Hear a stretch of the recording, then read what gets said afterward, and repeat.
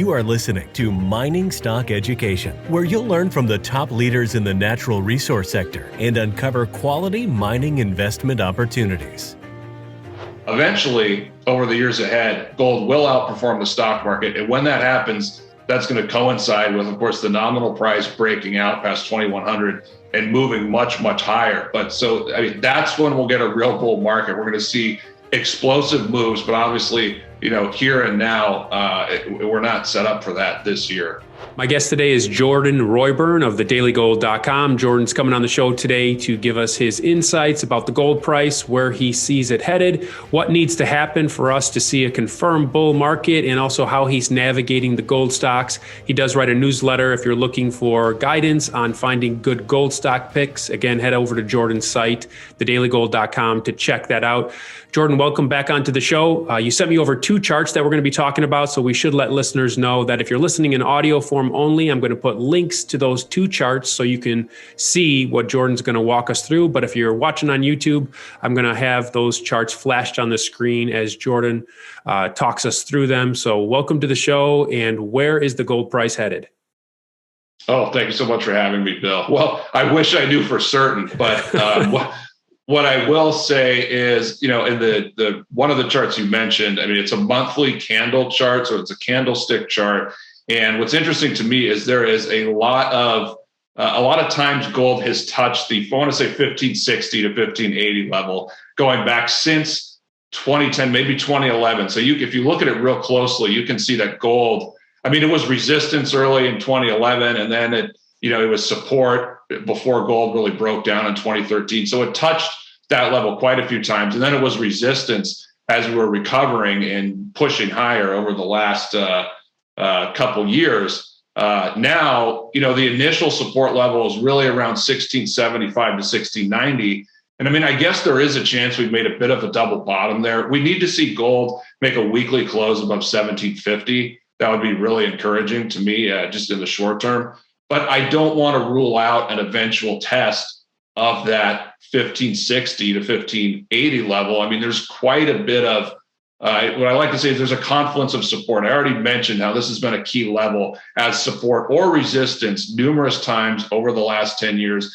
In addition to that, if you look at the 50% retracement from the late 2015 bottom around 1040, 1045, the gold price, that is, a 50% retracement of that comes in around 1560, 1570. And in addition to that, in 2008, we bottomed at the 40-month moving average. Now, that's a little low right now. That's around 1520. But I think by June, that moving average could reach 1560 or so. So these are important levels for people to keep in mind.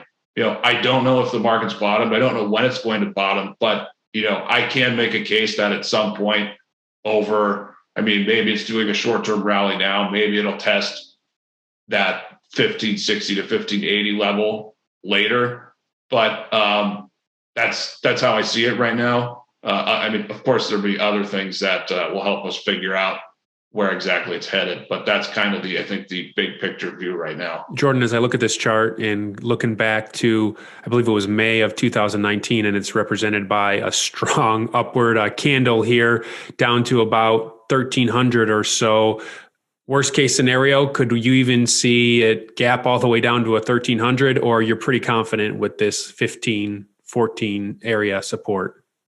I'm pretty confident with that level. I mean, I guess there's a chance, I want to say in the 1400s, there's some support there. So, I mean, I guess I could say worst case scenario, you're probably the mid 1400s, but I mean, there is a awful lot of support just in the mid to upper 1500s. So I feel pretty good that that's the worst case scenario, realistically. So there's no 2013 redux here that you need? No, I don't think so. I mean, and the other thing is, gold and even the gold stocks, I mean, there's a pattern of higher lows and higher highs. So in 2013, there was a huge breakdown. You can see that in the candle charts. Even if you look at a quarterly chart, which most people don't look at, there was a clear breakdown in that period. And, real interest rates hit a key bottom. And so they started to move higher. Now, the market right now is forecast. I mean, it's it's anticipating that real interest rates are going to move higher over the next couple of months, but I don't see any huge decline or crash. And the other thing we have to remember, Bill, which people forget, gold had made such a huge move up to that point. I mean, it was Jim Rogers always said 12 years of annual gains. So that's what people forget when they think, oh, we're falling. Is this 2012 or 2013 again? We're in a completely different market. Also, which I know we'll talk about, relative to other markets, how does gold look? Because gold was, it not only did it have 12 years of nominal gains, but it had outperformed everything else to a very high degree for 12 years. So it's a different situation than 2013 and that huge breakdown. So the second chart you sent is gold versus the S&P 500. What's the meaning that we should see here? Okay, this is so important. This is a huge takeaway. Gold, for gold to be in a real bull market, it really has to be outperforming the stock market. And you can see when we're looking at that chart, it goes back 50 years. I think we have a chart of gold on there along with gold against the S&P 500. And so these huge bull markets in gold have coincided with gold outperforming the stock market. Now, what's very interesting is that actually hasn't happened over the last 5 years or so. So gold has been able to climb all the way back to the 2011 high. It has this beautiful cup pattern. It's building the handle on that cup. But despite gold basically doubling over the last 4 or 5 years, it has basically gone sideways to slightly lower in that period against the stock market. So there was no corresponding outperformance from gold against the stock market. And so for there to be a real bull market, and there was, going back the last year or so, gold had outperformed the stock market. It had kind of broken out there as above the long-term moving average for several months, and then it completely gave it all back. So I was pretty surprised personally that this happened, and that in terms of relative strength, that during this correction, gold did not hold up better against the stock market. So that's a warning signal. But the positive, the other side of that, Bill, the positive is that we haven't had a real bull market. So when we get to the point where gold outperforms the stock market and that ratio breaks out to the upside, I think we have a 0.70. That's the line going back 7 or 8 years. That's key resistance. Eventually, over the years ahead, gold will outperform the stock market. And when that happens, that's going to coincide with, of course, the nominal price breaking out past 2,100 and moving much, much higher. But so, that's when we'll get a real bull market. We're going to see explosive moves, but obviously, here and now, we're not set up for that this year. Silver One Resources is an exploration and development company backed by strategic investors Eric Sprott and SSR Mining. At Silver One's Candelaria Mine project in Nevada, there is already a historic resource estimated at 127 million ounces of silver, which Silver One is developing and advancing. The company's Phoenix Silver project, located within the Arizona Silver Belt, is an early-stage exploration project on which native silver vein fragments have been discovered near surface. One grab sample assayed an astounding 14,688 ounces per ton. Yes, that's right, ounces, not grams. Silver One has tremendous exploration potential, is extremely leveraged to the price of silver, and is cashed up and poised to increase shareholder value. Silver One trades in New York under the ticker SLVRF and in Toronto under the ticker SVE. To learn more, go to silverone.com. That's silverone.com. How do you see the miners telegraphing where gold is going? How do you interpret their price action recently? It's hard to say, because after a period of a couple of days, you'll look and you say, oh, well, they're outperforming gold. That's good. In these interviews, you always want to give direct answers. It's not good to waffle, but I'm waffling a little bit on that. I don't think they're telegraphing anything, at least yet, as far as gold. We haven't seen, I look at the GDX advanced decline line, and that has not been that strong during this correction. It hasn't given us a real clear positive divergence that we're about to have a huge rebound.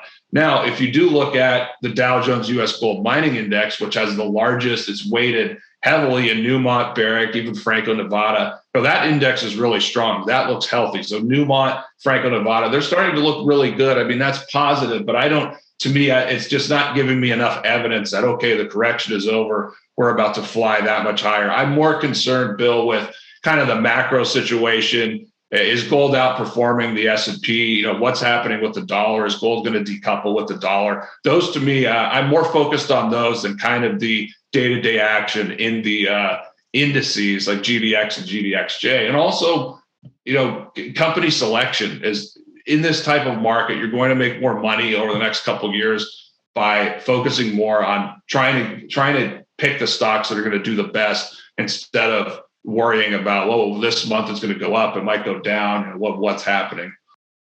So you invest, basically, if you're going to invest in a junior, you're looking for the fundamentals of that company right now. And then does the gold price, is it even a factor in your due diligence process when you're considering an investment in a small microcap right now? Well, for a small microcap, yes, I would say yes. The gold price is obviously very important, but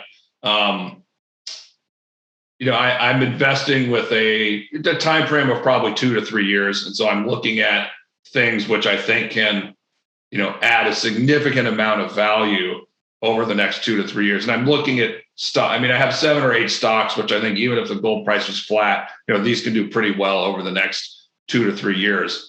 So obviously the gold price factors in. I mean, I want to own things that have the highest the best, a combination of the best fundamental quality and upside potential. And so I want to own things where I think that if the gold price is flat, these will still make money over the next couple of years. But if gold is able to break out and run above 2,100 in that time frame, then I know that the upside for these stocks will be very, very significant. So it's not optionality plays, because unfortunately, Bill, 90% of the companies out there, if they're not going to add value, then they're just reliant on metals prices. And so I don't want to be in that situation where metals prices are going to drive 95% of the gains and losses. So Jordan, as we conclude, what final thoughts would you like to leave with my listeners? The final thoughts I would like to leave are a couple things. I mean, first of all, the bull market in gold is not over. We're having a steep correction, but the bull market it's barely even started because we haven't seen gold outperform the stock market yet. Now, the fundamentals are important, obviously. And so what I'm looking at over the next year or so is we need to see the market anticipate accelerating inflation or stagflation. I think that has to be the next catalyst for gold. Now, interestingly, Bill, I looked at history, and if you look at the start of when the Fed started hiking rates, if you look at that over the last 50 years, all but 1 or 2 times it's marked an important low in gold.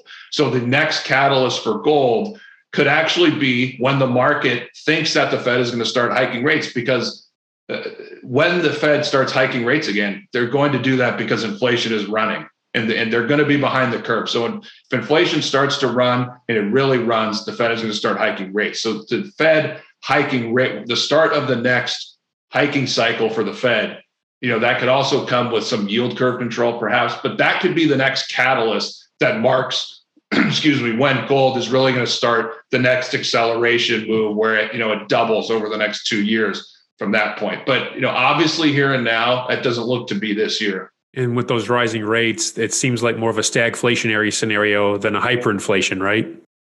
Right, absolutely. All right. Jordan's website is thedailygold.com. If you're not familiar with his work, head on over there. He also has a free weekly email that you can sign up to on his website. Jordan, thanks for coming on the show. We'll be touching base with you soon. Thanks so much, Bill.